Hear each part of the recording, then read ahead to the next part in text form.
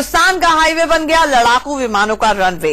अब तक आपने हाईवे पर तेज रफ्तार गाड़ियों को ही आते जाते देखा होगा, पर हिंदुस्तान की वायुसेना ने उसी हाईवे पर अपने फाइटर प्लेन्स उतारकर इतिहास रच दिया है। इसका मतलब यह है कि अब अगर किसी दुश्मन देश ने जंग के लिए ललकारा तो हमारे लड़ाकू विमानों को उड़ान भरने के लिए एयरफोर्स के रनवे पर जाने की जरूरत नहीं है। वो हाईवे से ही उड़ान भर के दुश्मन के वार को बेकार कर सकते हैं।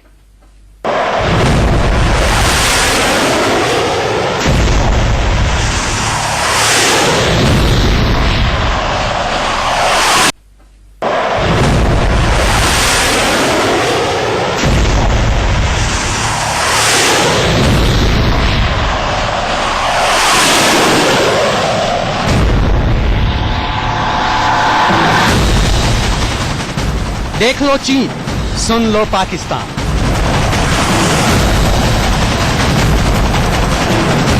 हिंदुस्तान के हाईवे पर हौसले की उड़ान।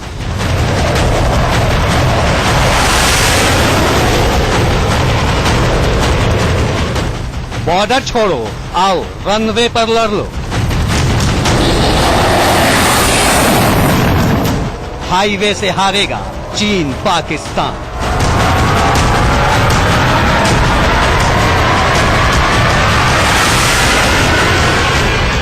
ये तस्वीरें हिंदुस्तान के हौसले की सबसे बड़ी मिसाल है।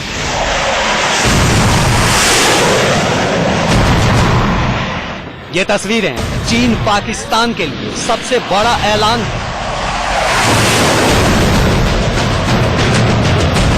अब बॉर्डर पर टकराने की जरूरत थी तो हमारे फाइटर हाईवे से उड़ान भरकर तुम्हें मटिया मेट कर देंगे।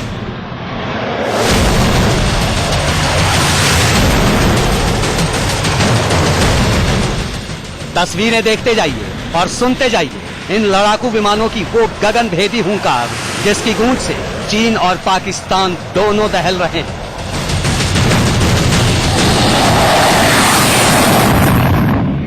हिंदुस्तान के हाईवे पर ऐसा अद्भुत नजारा आपने इससे पहले शायद ही कभी देखा होगा। एक के बाद एक हाईवे पर लैंडिंग और टेक ऑफ करते ये कोई साधारण विमान नहीं, वायुसेना की अग्रिम पंक्ति के सबसे ताकतवर और भरोसेमंद लड़ाकू विमान है। जी हाँ, ये है रूस से मिला वो सुखोई 30 जिसे दुनिया का बेहतरीन फाइटर जेट माना जाता है। आसमान में इसकी तूफानी उड़ान से ही दुश्मनों का दिल दहल जाता है।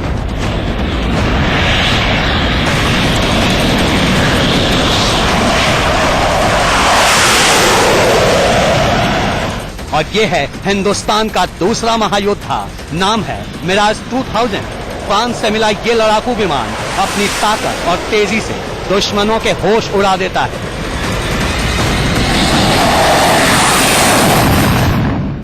अब इन दोनों लड़ाकू विमानों की तस्वीरें एक साथ अपनी टीवी स्क्रीन पर देखिए। आपके टेलीविजन पर बाईं तरफ ग्रे कलर का फाइटर जेट सुखोई 30 है, जबकि दाईं तरफ काली चोंच वाला लड़ाकू विमान मिराज 2000 है। इन दोनों विमानों ने बारी बारी से हिंदुस्तान के हाईवे पर एक दो बार नहीं बल्कि पूरे 18 बार अपना जौहर दिखाकर लोगों को हैरान कर दिया।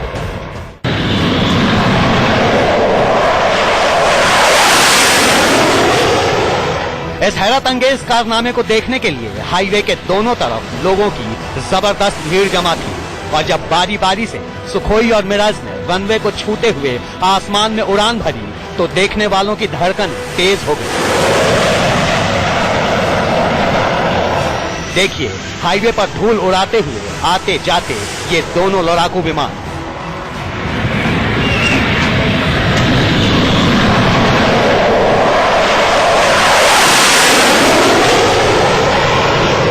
आप देख सकते हैं किस तरीके से यहाँ पे जो हवाई पट्टी बनाई गई है उस पर मिराज 2000 और सुखोई 30 प्लेन ने लैंडिंग की है। लगभग 18 बार ट्रायल किया गया लैंडिंग का और फिर उसके बाद यहाँ से प्लेन को टेक ऑफ किया गया है, जिसके बाद यहाँ पे पूरा प्रशासन और लखनऊ के भी आला अधिकारी यहाँ पर मौजूद रहे। आप सोच रहे होंगे जो लड़ाकू विमान सिर्फ एयरफोर्स के स्पेशल रनवे से लैंडिंग और टेक ऑफ करते रहे हैं वो हाईवे पर क्यों और कैसे पहुंचे और इसका चीन और पाकिस्तान की सैनिक ताकत से क्या लेना देना है, बताएंगे आपको। पर उससे पहले ये जान लीजिए कि ये कौन सा हाईवे है कहां का हाईवे है?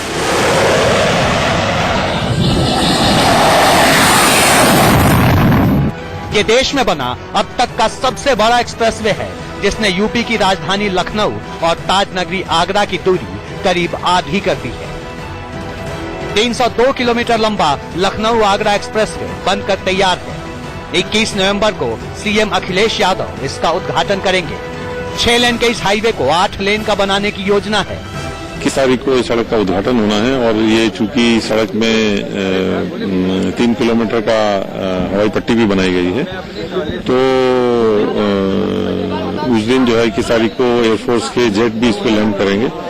चूंकि हवाई पट्टी बेसिकली उन्हीं के मार्गदर्शन में, उन्हीं के आवश्यकता के लिए बनाई गई है, तो इसलिए वो उस दिन उसको भी टेस्ट करना चाहते हैं। जी हां, देश के सबसे लंबे एक्सप्रेसवे पर हिंदुस्तान के सबसे ताकतवर लड़ाकू विमानों की लैंडिंग और टेक ऑफ के लिए 3 किलोमीटर लंबी ये खास हवाई पट्टी बनाई गई है।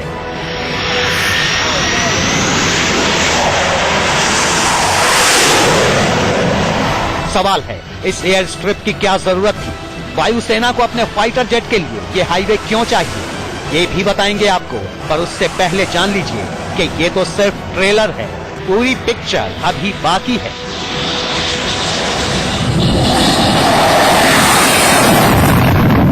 फिलहाल इस एक्सप्रेसवे पर सुखोई और मिराज का ट्रायल चल रहा है।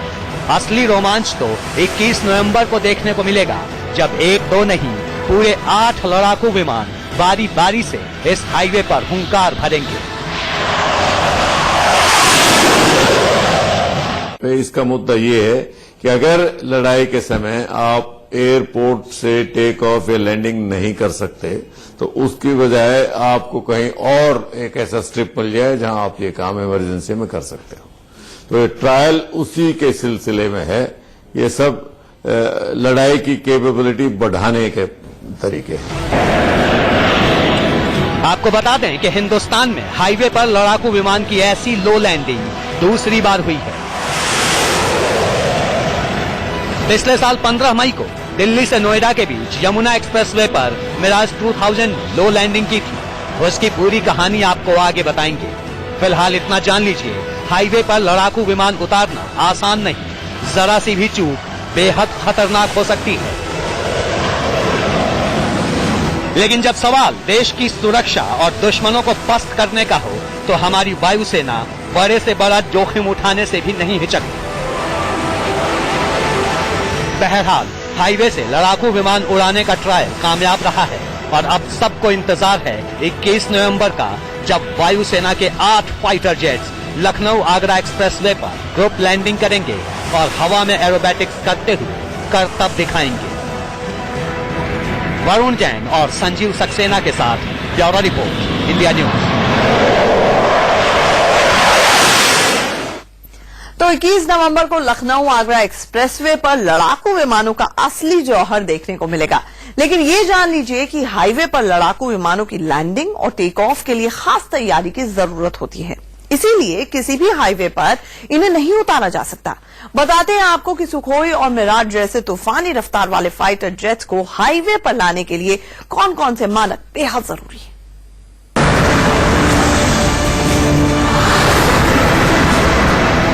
ये मिराज 2000 लड़ाकू विमान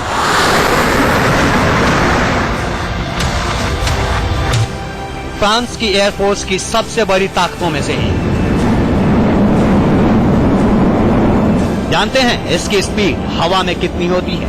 2336 किलोमीटर प्रति घंटा।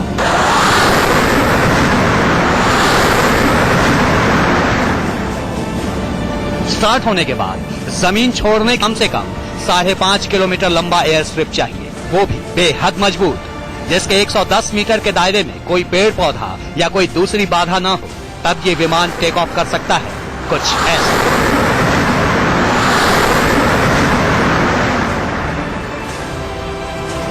सेकंड में आंख से ओझल हो जाने वाले इस विमान को 0 माइल से जमीन छोड़ने और आसमान में बैलेंस बनाने में सेकंड लगते हैं, मिनट भी नहीं। हवा में संतुलन बनाने तक इस लड़ाकू विमान की स्पीड 1110 किलोमीटर प्रति घंटे तक हो जाती है, यानी कि साधारण कार की स्पीड से 5 गुना ज्यादा। जितनी देर में आप कार की गियर बदलेंगे, ये लड़ाकू विमान 10 किलोमीटर पार कर जाएगा। हिंदुस्तान में हाईवे पर कानूनी रूप से तय की गई सबसे ज्यादा स्पीड 130 किलोमीटर प्रति घंटे की है। बेंगलोर एयरपोर्ट एक्सप्रेसवे पर आप 130 किलोमीटर प्रति घंटे की स्पीड से कार भगा सकते हैं। दिल्ली आगरा के बीच यमुना एक्सप्रेसवे के लिए तय मानक स्पीड है 120 मीटर। नोएडा एक्सप्रेसवे पर उतरा तो इसकी स्पीड कार की स्पीड और हाईवे के लिए तय मानक स्पीड से कई गुना ज्यादा थी। सेकंड में हिंदुस्तान का ये लड़ाकू विमान आंख से ओझल हो गया। सिर्फ 4 सेकंड में दिखना बंद हो गया। ये वीडियो दिखाने का मकसद ये है कि हाईवे पर लड़ाकू विमान को उतारना इतना आसान नहीं, सेकंड सेकंड का खतरा है। नोएडा एक्सप्रेसवे पर जब मिराज को उतारा गया तो उसने दिल्ली से करीब 350 किलोमीटर दूर ग्वालियर से उड़ान भरी थी और उड़ान भरने के 15वें मिनट में ही मिराज हाईवे के ऊपर मंडराने लगा और सेकंड में वो हाईवे को छू गया। मतलब कितना कम समय, संभलने तक का वक्त नहीं।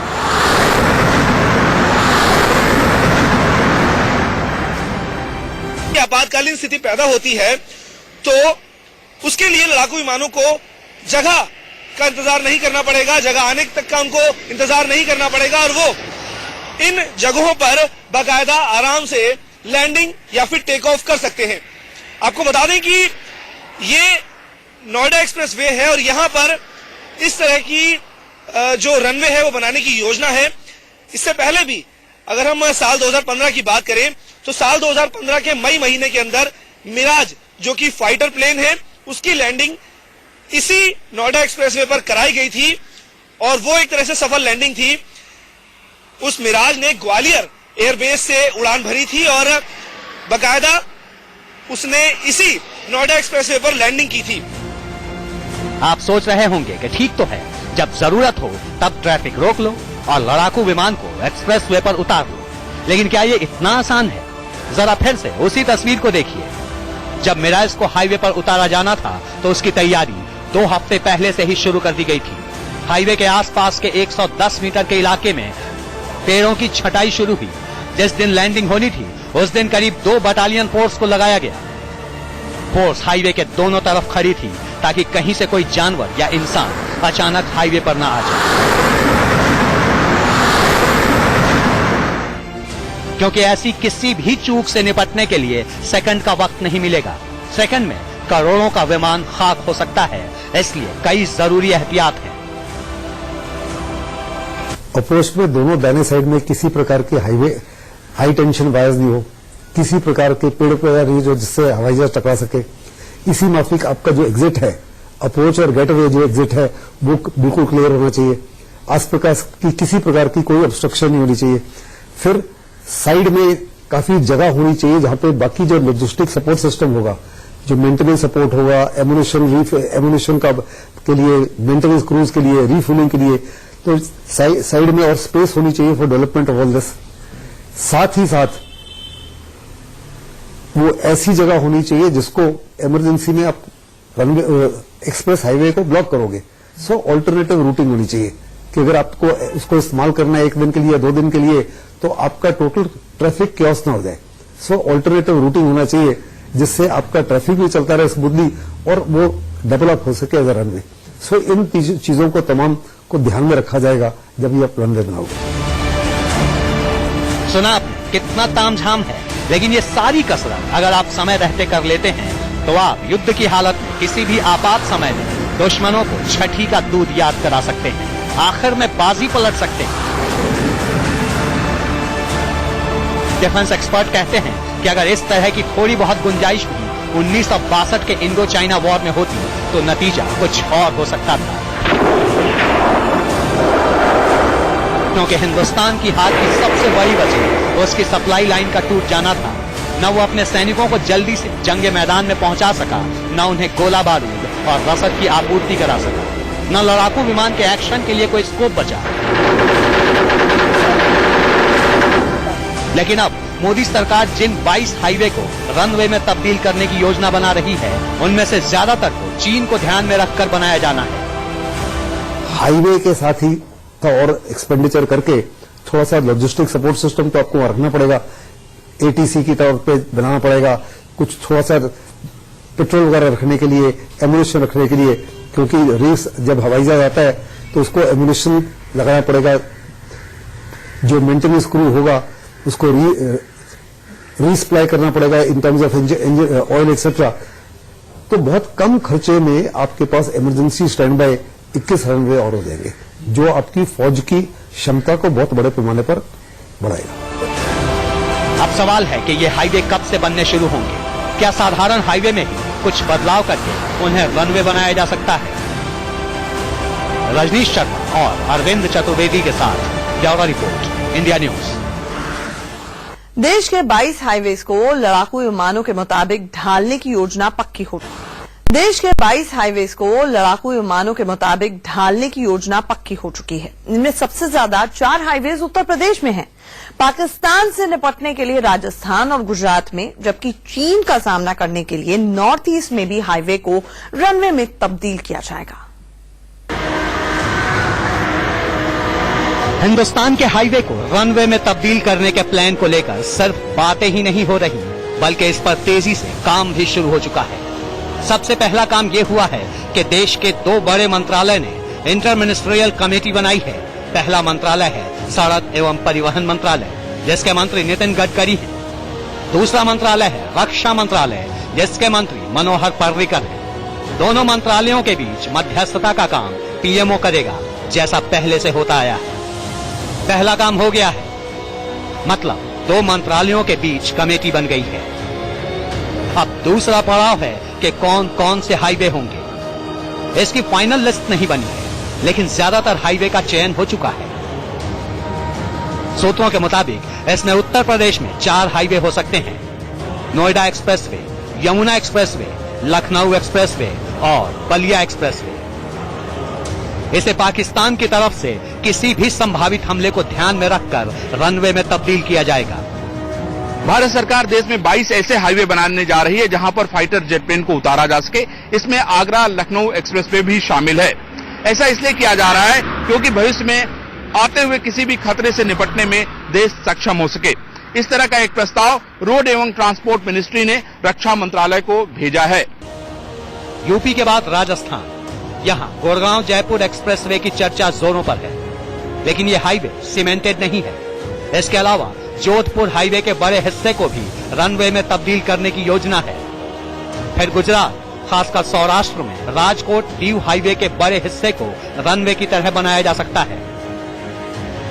इसके बाद नॉर्थ ईस्ट में असम, अरुणाचल, मणिपुर के हाईवे को रनवे में बदला जाएगा।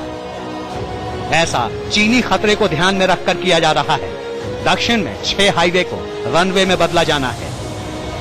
कुछ असम में बन रहे हैं, अरुणाचल में बन रहे हैं, जेएनके में बन रहा है, और बाकी जो आप राजस्थान और गुजरात की बात कर रहे हैं और पंजाब में, वो पाकिस्तान को निगाह में रखा कर रहे हैं, और कुछ आप कर रहे हो चाइना को निगाह में रखते हुए, लेकिन सदर्न इंडिया में भी आप 6 बना रहे हो।